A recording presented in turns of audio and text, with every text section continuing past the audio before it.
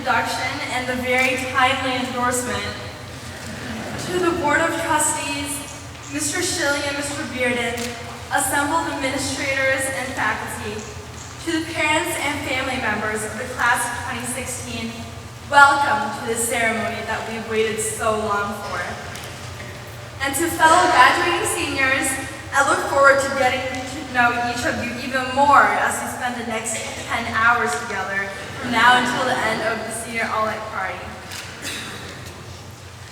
At an assembly some time ago, Mr. Bearden shared an anecdote about someone asking him how it feels to teach at a school full of privileged kids.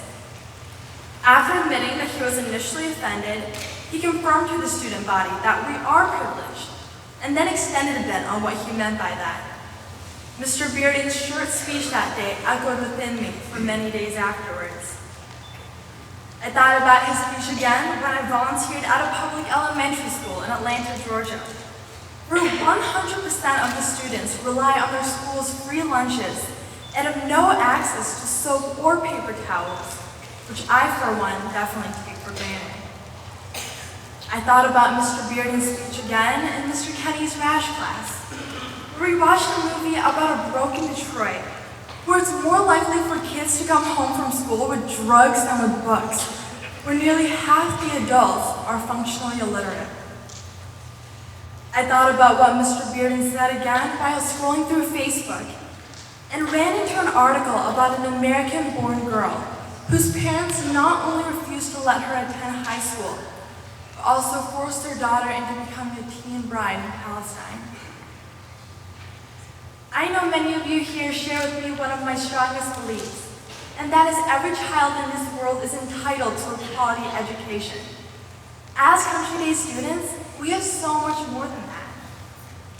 Country Day is a place where students from all different walks of life are at first only united by our parents' common desire to give us the best education this state has to offer. But then we realize how similar we are to each other, and so we become friends and later family. Country Day is a place where the sky is not the limit. You are. While I gladly ended my high school mathematics career with AP Calculus, students have the unique opportunity to go above and beyond with multivariable calculus, number theory, linear equations, differential equations, and by now I don't even know what I'm talking about.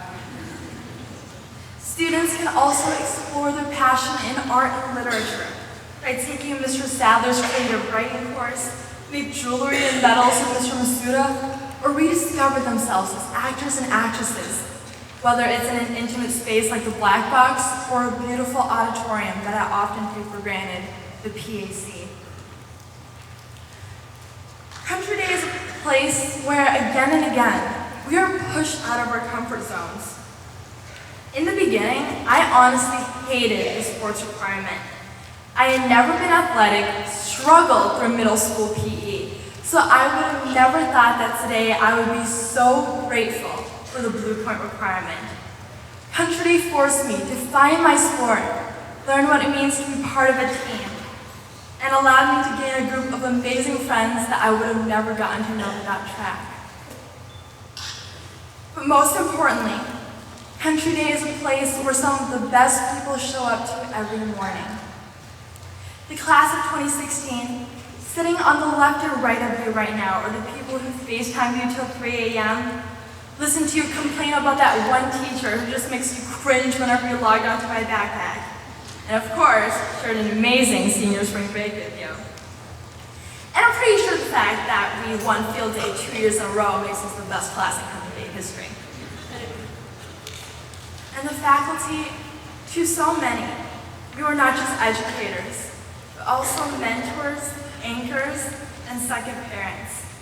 You have showed us that teaching is not an 8 to 3:20 job, but a 24/7 passion. Thank you for opening up the doors to your classrooms, offices, and hearts to us.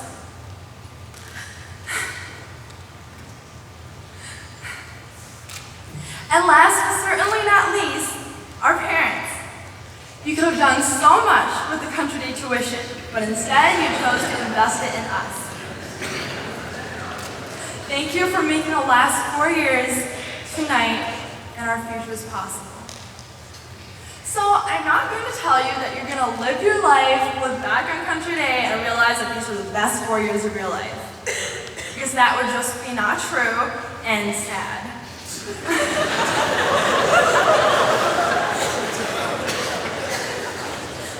But what is true is that the last 4 years of struggle has prepared you for the best and worst 4 years of your life, whenever they may be. So to confirm Mr. Bearden, we are privileged, and that means two things. One, be grateful. People always ask the cliche question, what is the secret to happiness? And the answer is gratitude. And the cool thing is, we have so much to be grateful for. Trust me, I know things at home aren't always perfect. I know that there are parts of us that we are still learning to love. But in one form or another, these things are never going to go away. So choose to be happy by focusing on the positive.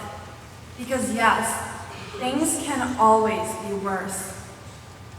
It was Sheryl Sandberg who said, live with the understanding of how precious every day would be, because that's how precious every day actually is. Secondly, use your resources to make the world a better place. We have been born in the right place at the right time, with a decent noggin and a spectacular support system. The privilege of being lucky comes with the responsibility of helping to raise up those who weren't as fortunate. I began my speech with a very short list of terrible circumstances in this world that violate human rights and dignity. And you know what's scarier? We could have been just as likely to have been born in those circumstances. So use your power to help those who desperately need it, and show them how compassionate and hopeful of a place this world can be. I speak with 100% confidence when I say the biggest mistake you can make in life is to underestimate your ability to make someone else's life better. On the last day of RASH, Mr. Kenny asked the class, what are you going to do to help Detroit? So to extend on that, I end with a similar question. What are we, as a group of incredibly talented scholar athletes equipped with a world-class education, going to do to help humanity? Thank you all.